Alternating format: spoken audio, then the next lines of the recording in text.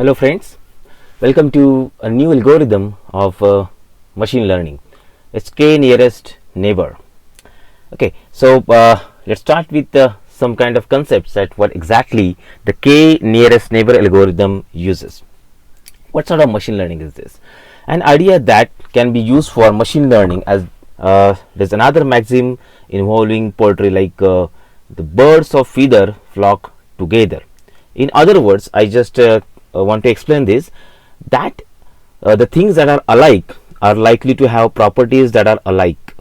Okay, we use this principle to classify the data, placing it into the category with the most similar or nearest neighbor fear inside it. Let's consider all which the thing I mentioned here. See, all the animals, they are having 4 legs. Okay, so all the things which are having 4 legs almost are coming under the animals category, or there many more properties are there that are actually similar or they are dissimilar to create the classes. So this is what the nearest concept actually preferred over here. In single sentence, nearest neighbor classifiers are defined by their characteristic of classifying unlabeled examples by assigning them to the class of the most similar labeled example. Despite of simplicity of this idea, the nearest neighbor models are extremely powerful. They have been used successfully for computer vision applications, including OCR, optical character recognition, facial recognition in both still images and the videos. Predicting whether the person enjoyed the movie has been recommended, like it's used as an Netflix challenge. Identifying the patterns in genetic data used for detecting specific protein or the diseases. Okay, so the similar features, the most similar features are identified here, and based on that we are going to do the classification of the respective data there. Okay, so KNN algorithm begin with the training data set made up of examples that are classified into several categories as labeled by nominal variable. Assume that we have a test data set containing unlabeled examples that are that otherwise have the same features as the training data. For the other record in the test data set, KNN identifies the k records in the training data that are nearest in similarity, where k is the integer specified in advance. The unlabeled test instances is assigned the class of the majority of k nearest neighbors. Okay, so k is the value of which you have to compare the nearest neighbor of the respective data for the prediction. Let's go with the examples so our concept of understanding will be more clear. Okay, so I'm having a data set something like this. For different ingredients, I extracted the properties: sweetness, crunchiness. These are the main properties which are extracted, and food type is given there. For example, if you consider apple sweetness count is 10, crunchiness is 9, and food is fruit. Okay, so fruit category, bacon is sweetness 1, crunchiness 4, and it's protein. So go on using it, like if you are using celery, sweetness is 3, crunchiness is 10, and it's vegetable, like this. So the data carrying actually total 15 examples inside it, 5 of each category: fruit, protein, and the vegetables. Now I want to create the classification model with the help of the k nearest neighbor, and how exactly prediction is performed, that we'll see with carrying this example ahead. I have taken only 2 properties, but remember, many properties are possible. Why 2 properties? Because I want to show now visualization in the 2-dimensional plane, so that it will be easy for us to understand. Okay, let's plot it on the screen. So how so on this x-axis I am having the sweetness incrementing, on y-axis I am having the crunchiness incrementing, and based on that I have plotted all these particular ingredients on this plane. Now see this, the classes are just like this. We are having the vegetables, these are the vegetable category, 5 things. These ingredients are coming in proteins category, these ingredients are in the fruit categories. Okay, so this is how we are going to show the dissimilarities between them, and based on similarities their groups are formed here. Now let's go for the classification system. That is what we are going to have, the prediction system here. How to do this? Let's go for prediction of new ingredients like tomato. Okay, so see the confusion present over here. So vegetable systems are telling that this tastes like a vegetable. I know vegetable when test 1, and the fruit systems are identifying. No, tomato is a fruit by definition, but it is seed must be a fruit. It has a seed and it must be a fruit. So the properties are given here. So let's confused. It's confused between the vegetable and fruit. Now how to classify that? Let's plot the tomato based on its properties like sweetness and crunchiness on this particular plane, and let's see who are the nearest neighbor to the tomato so that tomatoes class can be identified. Okay, see this. Now tomato is here.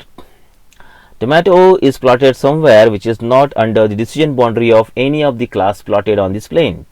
So tomato is here. Now where k nearest neighbor algorithm will be applied. Now tomato will find the nearest 4 neighbors. So 4, I just taken k value of k is 4. I'm comparing 4 nearest neighbor from the tomato. So tomato is having orange, first neighbor, second neighbor is grape, third neighbor is the green bean, and fourth neighbor is nuts. Okay, now 4 nearest neighbor identified. Out of these 4 nearest neighbor, which particular class contains maximum number of neighbors within it. So you just can easily see it. Fruit is having 2 neighbors which are close to the tomato, so grape and orange. It means that tomato will be classified as a fruit. Yes. Okay. So this is my concept, but how exactly it calculate the distance? Let's go for that. Calculating a distance. Locating the tomato's nearest neighbor requires a distance function or a formula that measures the similarity between 2 instances. So there are many ways to calculate the distance, but traditionally the KNN algorithm uses Euclidean distance formula by which we can will use this ruler, straight line ruler, to connect 2 points. Okay, illustrated in the previous figure, like they are shown by the line. See this one. Okay, similar to that. And how it is calculated? Let's look at this. For example, this is a 2-dimensional plane, something like this, and I want to calculate the distance between these 2 points present on this plane, P1 and P2. So P1 is having first feature x1, second feature is y1, and P2 is having x2 and y2. So these 2 features are there. Then the Euclidean distance formula will be used something like the Euclidean distance between P1 and P2 will be is x2 minus x1 square plus y2 minus y1 square, and their addition and the square root. Okay, so this will provide you the straight line distance between 2 points on the plane. Now remember, 2-dimensional plane is not expected. If you are having 3 dimensions, 4 dimensions, or any number of features are there, 10 features, 20, 30, this formula is useful to calculate this distance on the n-dimensional plane. Okay, so with the help of this particular formula, the distance is calculated and we have identified the nearest neighbors. So these are the distances, Euclidean distance specified by this formula which I shown there. And if I consider some example, like I want to calculate tomato and the green bean distance. So tomato sweetness is 6, crunchiness is 4, and green bean sweetness is 3, crunchiness is 7. So we can calculate this something like this. Distance of tomato and green bean is equal to 6 minus 3 square plus 4 minus 7 square, and their addition and their square root. So it is equal to 4.2. This is the Euclidean distance formula used. So Euclidean distance formula uses all the features at once inside this single formula. Okay, see, so not only Euclidean distance, but there are 4 more formulas are there. Out of this, these are the 2 popularly used formulas. The first formula is Euclidean distance, as we have seen already. This is the mathematical intuition of this formula, and the second one is the Manhattan distance formula. Manhattan distance is not accurately giving the straight line distance there, but how it's providing this, check it out. This is what Manhattan distance provides and Euclidean distance provides. Okay, so Euclidean distance formula is the most accurate formula which provides the straight line distance between 2 points on the multidimensional plane. Okay, so let's go for our practical implementation, how it exactly perform this. So let's create the closest neighbors. So 4 closest neighbors that I have identified: grape, green bean, nuts, and orange. And with the help of the Euclidean distance formulas, I just calculate the distance. So from grape it is 2.2, from green bean it is 4.2, from nuts it is 3.6, and from orange it is 1.4. Okay, so 2 are coming under this category. Grape and orange are in fruits category, so classification of tomato will be the fruit. Okay, so this is how the k nearest neighbor actually works. It is performing the direct comparison. Remember, there is no any specific mathematical model present over here. Okay, so how to choose the value of k? So out of 15 I have compared 4. Why to choose 4? Okay, there is no any specific formula to do, but let's go for understanding how value of k is decided.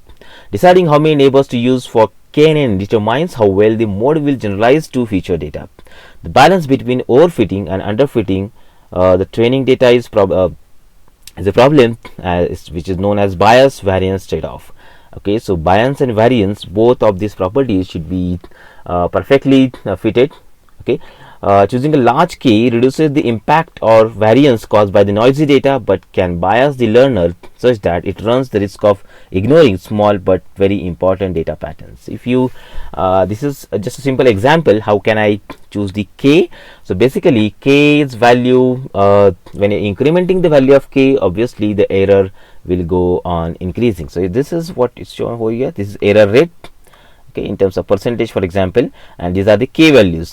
As you start increasing k value, so you can check it out from 0 if you are starting, so till 10 it is decrementing, and then after 10 it is, as you are starting value of k, the error rate is again incrementing above.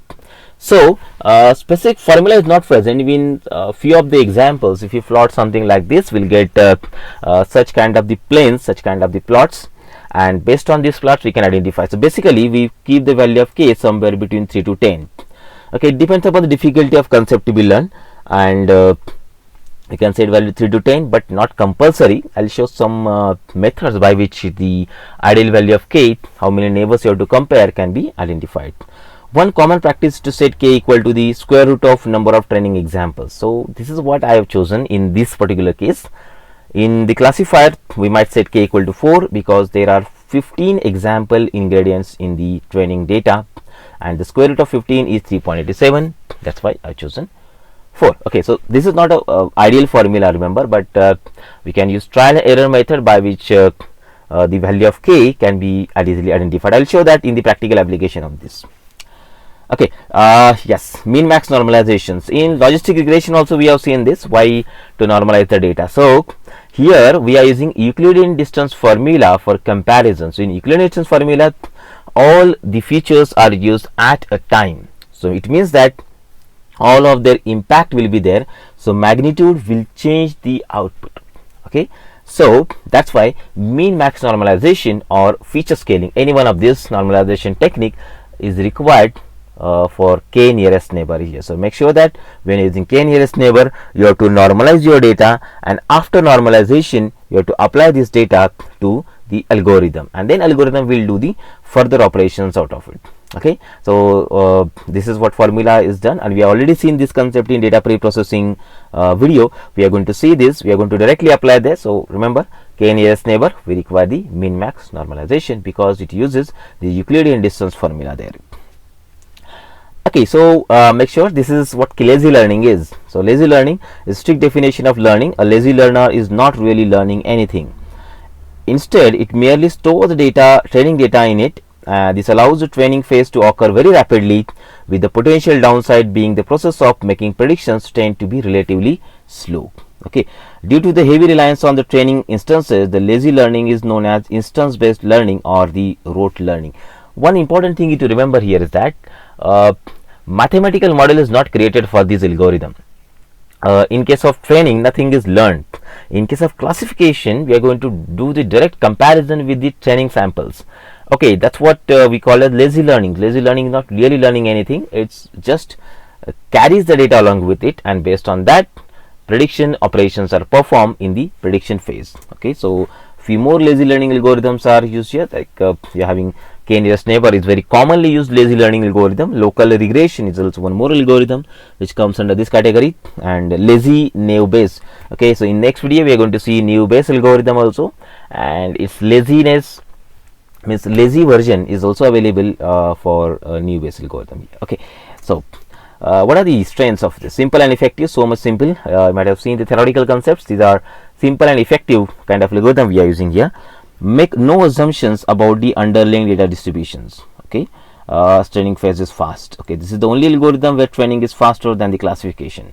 Weakness: does not produce a model which limit the ability to find novel insights in the relationship among the features. So relationship among the feature is not possible to get identified by k nearest neighbor. Okay, so classification phase is slow because it carries the data along with it. Direct comparison with the data is present inside it. We are not going to have any mathematical model, so that's why it requires a large amount of the memory. Nominal features and missing data require additional pre-processing. Okay, so it was not there required for DTI and RF, discrete and random forest, but for k nearest neighbor we require nominal features and missing data's additional pre-processing. Okay, this is how the k nearest neighbor algorithm is. Now let's go for implementation of it. We are going to implement this algorithm on classification and regression systems both. We are going to make use of pandas, numpy, matplotlib and sklearn. So 4 packages. All of these 4 packages we require. We already installed that, and let's go for implementation. So before implementation, so I'm going to have something different here for the data set we are using here. So I'll be using the most popular data set in the world for data science, and that data set is called as iris. The base small project to start with a new tool is classification of iris flowers, the iris data set. Now what exactly it contains? Attributes are numeric, so we have to figure out how to load and handle the data. If classification problem, so many things which are mentioned here. So let's understand what exactly it means. Now iris is very commonly used data set for data science. What it actually knows: iris is a flower. Just can see this is a flower. Iris is a flower. Okay, so it contains 2 things for dimensions. One is sepal, this is sepal, and this is what we call as petal. So sepal's length and sepal's width, and petal's length and petal's width decide the category of this flower under the iris. Category means species. Now this is versicolor. Okay, so sepal and petal are different. For versicolor, their dimensions are different. This is setosa species. Okay, and this is virginica. So 3 different species of this particular flower are available. These species are defined by the dimensions of sepal and petal. So these 4 dimensions, sepals, petals, length and width, are specified in this data set, and based on that we are going to find whether it is setosa, versicolor or the virginica. So 3 classes are present there. This data set is available in most of the websites, most of the repositories. You can find this data on UCI machine learning repository also. You can see this one, it's given the link over here. I'll show that link. And by default in the data sets of Python programming language in sklearn, it's also available. Even the CSV file is also available. So we can make use of iris by any particular way. This data set contains total 150 rows, means total 150 different flowers dimensions are extracted. Out of that 50 belongs to each of every categories of versicolor, setosa and virginica. Now let's build the model and let's try to classify your flower in versicolor, setosa or the virginica. Okay, so here I have given the program. So this particular program, let's go for this program first, and then we'll go for the Jupyter Notebooks code. So for this case, see, one additional thing I will be explaining in this. I want to download the data directly from the net. So what I have done here, so complete URL. This is the URL of the data set iris.data. So this is presented in the CSV format. Okay, if you go to the previous slide, so here this is CSV format, exactly same way it's present on this link. You can see comma values are there, they are separated CSV file, but extension is .data. So I'm giving this URL here, and then it does not have any column names. So I'm giving this column names: sepal length, sepal width, petal length, petal width and class. Okay, so 5 different classes, column names are present there. And to read this directly from the net, make sure you are connected to internet. Then dataset is equal to pd.read_csv. Provide this URL completely as first parameter, and second parameter is the name of the columns. Names is equal to names. Names is this is the keyword argument, and this is the variable which I am provided over here. So data will be downloaded from the net and directly I can use inside the program. So this is possible for all kind of the data sets which are available on a specific URL on the internet, and I can download it and I can use them in the form of a data frame in the program. In this program I will be using a different mechanism to perform the operations. So let's go for that. So let's see how to use this. So first of all, see, in sklearn.datasets, so sklearns internally we have a datasets package present there. Inside the data sets, lot many data sets are already available. I want to load them, so I'm using a load underscore that data set's name. If you go, I'm giving a suggestion tab here, tab, and see there are data sets available commonly used: Boston, breast cancer, diabetes, digits, okay, files. See this, these are the commonly used data sets available here, and they are top 10 data sets in the world. I can make use of this. So here I have chosen the iris data set, but basically when you download data sets from there, and if you see that data set how exactly it looks like, so check it out. See, x is equal to load underscore iris, so I'm using this function here, and this object is printed. So this object is of type bunch. Okay, this is a bunch kind of object present there. If you see the type of x there, see this sklearn utils dot bunch. Bunch is just like a dictionary kind of object. Okay, it's just like a dictionary kind of object. You can see this one. Okay, this is the description of data set is present completely. Check it out, all description is present in data set. Now one more is there, data. So in data, actual data values are present in 4 columns. Okay, so this is next key. Total 150 entries are present there. Okay, and below to that we have feature names. See, these feature names are sepal length, sepal width, petal length, petal width. Okay, file name is also there where this is present, and my system is also shown over here. So it's just like a dictionary object present. And target names, they are the names of what do you mean by this target? 0, 1 and 2. So 150 entries are there. First 50 are 0, second 50 are 1, and third 50 are 2. So what their name suggests? First is Setosa, second is versicolor, and third is virginica. That's what the meaning of these particular column names are. Okay, now if I want to extract this particular entries, I can extract by using dot operator here. X dot target names. What are the names there? Setosa, versicolor, virginica. Okay, so I want to identify the data from there. So see the data. So this is data. Like, okay, so this is how we can extract the values from this particular bunch object. Okay, this is how it is possible. So let's suppress the output. Okay, now the feature names. So x dot feature, these are the 4 feature names are present there. Now remember, this data is not in the data frame format. I want to convert it. So I have used some special method and mechanism here to convert that data in my data frame format. So specially I have created for this. So if any in future if you require to create that, so you can use this mechanism to do. How to do this one? So let's use data 1 is equal to pd dot data frame. Data is equal to np dot c. C stands for combine. So c underscore. Okay, this is what attributes I am using here. Now how to do this? X of data, that is what I have shown here, x dot data. These outputs are same. Data comma target. So data contains only 4 columns. I want to add the target also. That is what we require. The Setosa, versicolor and virginica over there. Fine, that target I have added here. Now columns is equal to feature names. So feature names are these 4. So first data will contain these feature names connected. Okay, it's connected there. Sepal length, sepal width, petal length, petal width. Okay, plus the last will contain the target name there. So target, these are the values, and to these values this name will be provided. Fine, and after that this data 1 I am creating there.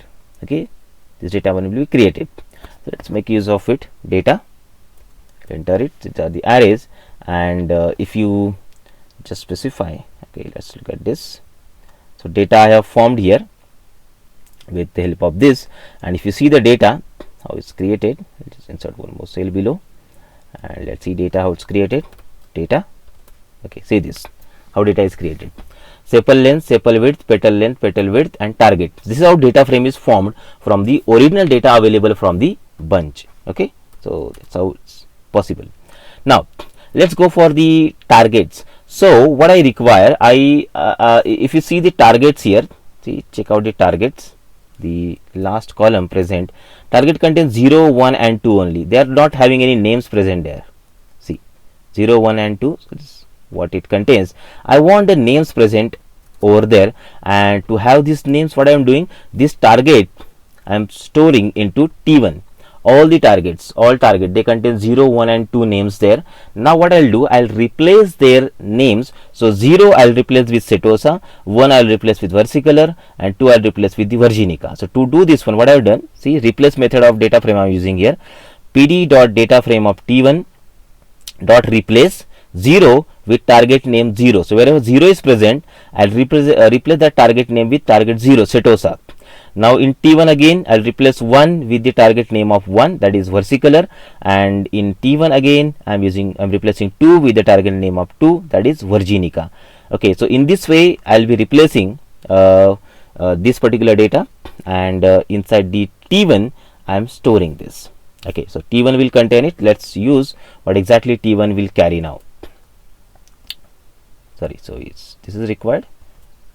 Now let's see this. Yes, this is your T1 column, the last column which contains the names given instead of the numbers. Okay, so let's see this. This is how the operations are done. Now we'll actually creating a data frame here. So let's use this data is equal to PD data frame, combine your data and the T1. Okay, data contains 4 columns and T1 contains the series object which contains the only names of that output variables. Output variables are Setosa, versicolor and virginica, these 3 classes. Okay, then columns is equal to x of feature names plus target. Done. So instead of the names, now I'll be having the numbers, now I'm having the names. See, now this is how the perfect data frame I formed here. Okay, sepal length, sepal width, petal length, petal width and target. So if required for any kind of data set, make sure that I can form this data by using the functions, the methods of the numpy, like np.c underscore. Okay, so let's go for this, and let's try to identify the data variations first. So as I told, it uses Euclid's formula and it requires the scaling or normalization in this. So first of all, I'll be seeing the minimum values present here. See, minimum values of all the columns here 4.3, then 2, 1 and 0.1. So you can see the difference. Sepal length minimum 4.2 and petal length is 0.1. Okay, and if you see the maximum values, sorry, this is maximum values.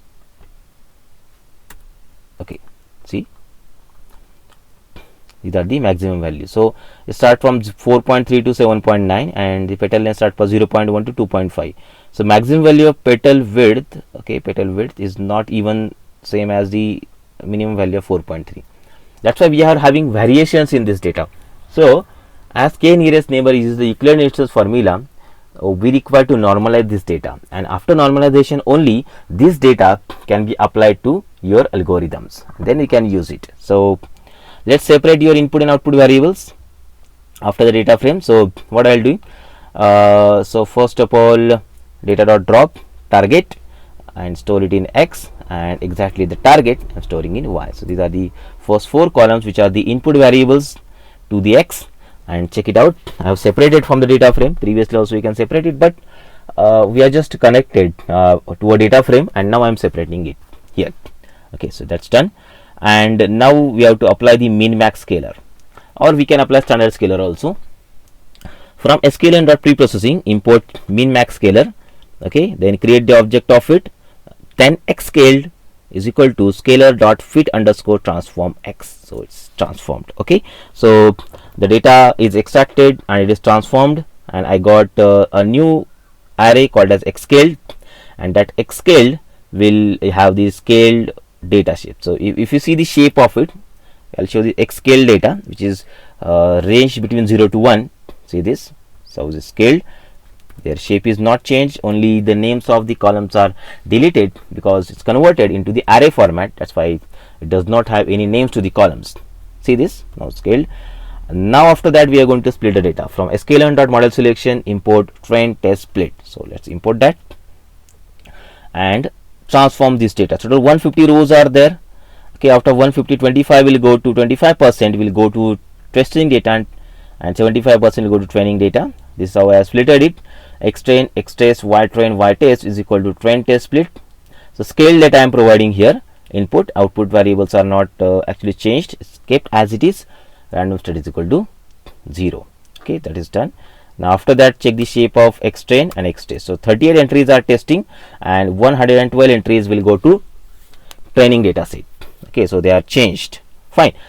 After that, we are going to apply the algorithm. So no other pre-processing is expected for this particular case, because data is now scaled and it's in numerical format, so perfectly now separated in the training and testing data sets. Okay, so sklearn.neighbors import k neighbors classifier.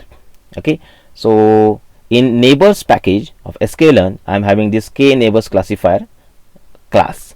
So let's import that. Yes, it's imported, and now we are going to create the object of this particular class, k neighbors classifier, and it contains one parameter. They have to remember this: number of neighbors, n underscore neighbors is equal to 5. Randomly I have given that. We'll try it what is the ideal value of k, but initially I have given some random value 5. As I told in the presentation already, this value will present somewhere between 3 to 10, so I have chosen 5, and let's see what is the accuracy for k is equal to 5. Okay, so let's create the object of it. Created. Okay, so let's go here. So here I am checking the training time required and the prediction time required. Okay, and let's check the difference in that, whether it is slow or fast. So basically classifier dot fit xtrain ytrain. So here I am recording the time before fitting and after fitting also. Classifier dot fit xtrain and ytrain. So this is how we am applying a data to the algorithm there. So it is fitted, and if you see the training time, so just run that, 0.0027 seconds are required to train that. And after that, we are going to do the predictions on the remaining entries xtest. So once the data is carried along with the algorithm, I am going to predict. So here actual prediction will have k neighbors checked. Okay, k nearest neighbor checked there. So and based on that, remaining 38 entries predictions will be done here, and see the prediction time now. Okay, so this times I have just printed it on the screen. Okay, if you see the difference in that, prediction time is more than the classification time, that is training time, sorry, 0.0027 and here 0.0102. Okay, now prediction is done. Ypred, you can check it out. All predictions, Virginica, versicolor, setosa, combinations we got. Remember, when we are having variations in the data, too much variation, so your output will go to single class only. That we already seen in logistic regression. That's why we have done the min max scaler. We have scaled your data to a specific range, so that impact of all the input features will be same in the output, because KNN uses the Euclidean distance formula here. Okay, so let's see, let's characterize that. First of all, I am reading the confusion matrix. So let's see the confusion matrix. Yes, in confusion matrix you can find 13 out of 13 correct, 15 out of 15 correct, but here 10 out of 9 are correct only. Yes, so out of 38, 37 are matching here, and one is misclassified. Which is misclassified? Let's read the classification report and see it. Now see, for classification report I am printing it here. So I got setosas recall 100%, precision 100%. Okay, for setosa. If you go for versicolor, it is 94% recall. It means that for versicolor, one misclassification is there, and for Virginica all are correct. So 100% Virginica. This is first setosa, then Virginica, and then versicolor. Okay, so 94% only one misclassification is present there. Out of 16, only 15 are classified correctly. Here 9 out of 9 are correct, and here 13 out of 13 are correct. Okay, and overall accuracy is 97%. Okay, because out of 38, 37 are mismatching. The number of entries in the test data set are very less. That's why it is highly affecting the accuracy. Because only one misclassification is there, then also high effect in the output we have achieved. We have seen here. Okay, fine. So accuracy is above 90%. It's very perfectly classifying the data here in our case. Okay, now and if you see the accuracy score, so accuracy score is again same 97.36. Okay, yes. Now after that I am going to show one trial and error method by which you can easily identify ideal value of k. Let's find one thing here. What that? basically, is there any k value which provide the 100% accuracy for this? How to find it? So I'll make use of some trial and error method, and I'll show one graph by which you can see when value of k changes, whether the error rate changes or not. Yes, so let's do it. Error variable I'm creating, which is a list variable here, and here I'm using the k will start from, okay, let's start from k 1 to 40, in range 1 to 40. So we'll go for 1 2 3 4 onwards till 40, and I'm going to create the object of this k, object of the k nearest neighbor classifier with number of neighbors value equal to k. Okay, then object is created here, then we'll try to fit it, clf.fit xtrain ytrain, and that object is created. After that, I'll do the predictions on the stage data, okay, in ypred. And important thing is that what error is present inside it, that error I'm going to attach to the error list. Error.append, which I'm appending there, np.mean of ytest is not equal to ypred, means wherever in this data ytest and ypred are not matching, okay, all of their mean I am finding. Means, for example, if 3 times it is not matching, the 3 divided by 38 into 100, that I am appending here. Sorry, 3 divided by 38 only, not 100. That is the error rate. If nothing is, if all entries are matching, so we will have 0 divided by 38. So like error will be 0 in that particular case. Okay, so that error I am checking where entries are not matching, their average I am appending at the error list.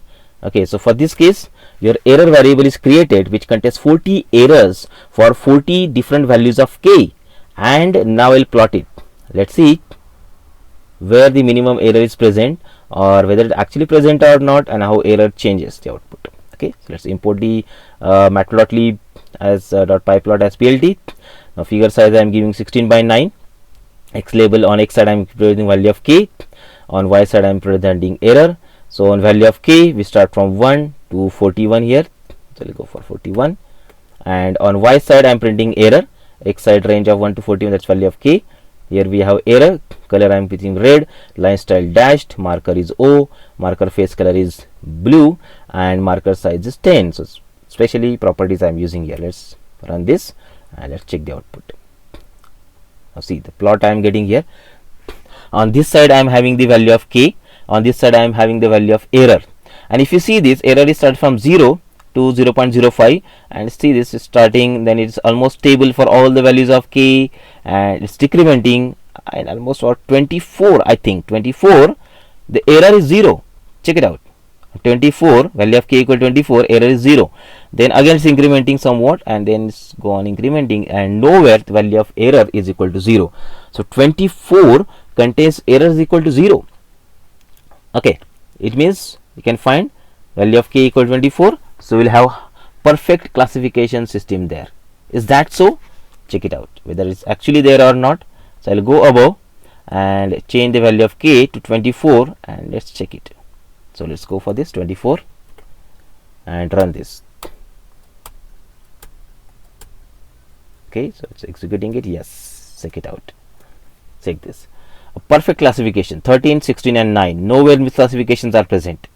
And if you see the classification report, everywhere I am having 100%. See this.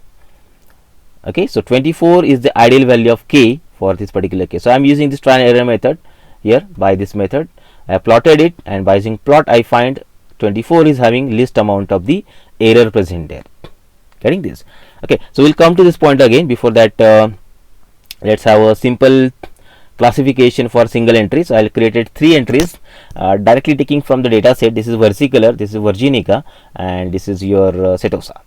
Okay, so new 1, new 2, new 3, I'll use it. Now remember that while training the algorithm I have transformed the data. So I am using min max scalar, I have used fit transform, and while prediction also I have to transform this data, not fit transform, because fitting is already done. I am going to do the predictions only, that is transformation only. So scalar dot transform new 1 of 0 first, versicolor, sorry, just create this first, then new 2 it's virginica, and new 3 is setosa. So this is what sepal length, sepal width, petal width I have given, and based on that I am predicting whether what type of flower is this. Okay, I just need to provide the dimensions. So based on dimensions, the predictions of the particular species of iris flower is executed here. This is what single entry predictions we can do here, but we need to remember that what transformation data pre-processing you are done while training the data, same transformation and data pre-processing expected for predicting the output also. Okay, so let's see, let's focus on this particular graph again. What I'll do, total 112 entries are there in the training data. So maximum value of k possible is 121. So what I'll do, I'll use this, sorry, 112 not 21, for 112 number of times, and I'll plot it here 112, because maximum value of k is possible is that, but that number of entries are present here. And let's see the output, and let's find some conclusion out of it. See the graph. Now what graph will show you, this is 0, only one 0 is present here, 23. See, as you start increasing the value of k, the error goes on increasing. See this one, error goes on increasing again at above almost 110. The error is high, the highest amount of error is present there. The value of k is incrementing, error will increment. So this is how we can find the ideal value of k. I will try to do the predictions based on this k value there, and your output is generated with the help of predict functions. Okay, this is how we can do the k nearest neighbor classification systems. Now I'll go for the second part of it. It's called as the regressor systems. Regressor. So for regressor, I am using one data set present over here. Let's go for the data set first. The data set name is turnout. See the turnout. It's very easy to work with this regressor. Okay, so turnout is a data set of one of the election systems. Okay, so here we are given the race of that elector. Okay, so race is either white or others, and second parameter is the age of that particular elector. Then educate, whether it's educated score is given there, income is also given, and voting is provided. Basically this data set is present inside one package of Python called as Py data set. I have extracted it and converted it into the CSV format. Okay, so what data set is containing? I am having educate. This educate is the output variable present over here. Based on race, age, income and vote, I am finding the educate, whether the particular person is educated and what exactly. So this education score is present there. This is the dependent variable in our case. If you see the educate, this educate is containing the it's not containing a classes, it's containing the continuous values present there. Okay, that's why if continuous values are there, we are going to apply the regressor object over here, and let's go for using this data here.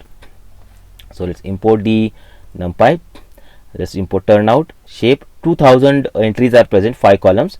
These are the columns: race, age, educate, income and vote. So what I'll do, I am dropping the educate column and storing remaining order in X. If you see head of this data, so race, age, income and vote, they are present. Okay, and Y is educate. Now important thing here is that first column is the race, that is what we are having, white and others, 2 values are present there. It means that the data is in string format. As if you see the mathematical model or the concept of KNN here is to compare the data. So numerically it's compared, that's why string data is not required. I already told none of the algorithm uses the string data. So to convert that string data into numerical data, we are going to use either label encoder or the one hot encoder. So here I am using label encoder to convert this data into the numerical format. So skilln.preprocessing import label encoder. I am importing label encoder here. Create the object of label encoder, and then x of race is equal to le.fit transform x of race. So it will transform this data into numerical format. So maybe others will contain 0 and white will contain 1. Okay, so if you print this x on the screen, you can check it out. So it is 0 and 1 format. First column is converted. Fine. So this is how it performs the operations. And after that, so as we are using k nearest neighbor algorithm, I am going to apply the standard scalar.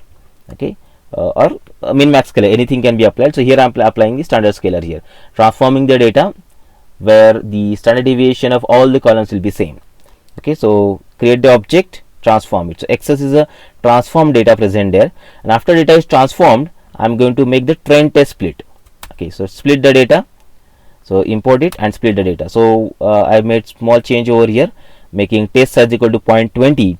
So out of all 2000, 400 will go to test and 1600 will go to training data. Okay, that's transformed, and now we'll come to our algorithm. Actually, from sklearn.neighbors import k neighbors classifier. So I'm importing it, and now create the object. So here also I have taken the k value is equal to some random number like 10, just randomly I have chosen. Regressor is equal to k neighbors regressor, n neighbors equal to 10, and let's check the data size 600 and 400, 1600 and 400, and now fit it, x train y train, fit it, predict it. See, now 400 entries are remaining which I am predicting there. So predict it, and now print them in the form of a data frame. So data frame, actual and the predicted. If you see this, okay, they are connected together. Randomized data, which is prediction system, is available with actual y test and predicted y pred. If you see this, so see 405, actual of 9.0, predicted by KNN is 10.4. Here 10, 12.1, 19, 13.3, 14, 12.1, 12, 14.2, 8, 11.4, 13, 13.1, 16, 12.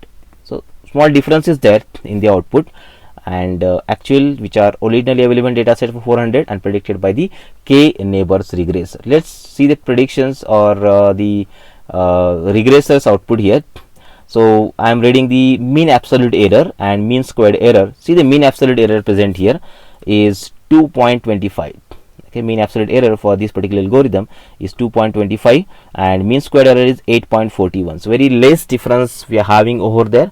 Almost we are achieving above 85 almost percent accuracy from the k neighbors classifier regressor. Sorry. So this is how a neighbor regressor can also be used whenever the output variable expected is in the continuous format. Then we are going to make use of the k neighbors regressor algorithm here. This is how k nearest neighbor classification system and regression system is used to do the prediction or to build a model of machine learning. Okay, so that's from my side. Thank you. Thanks a lot.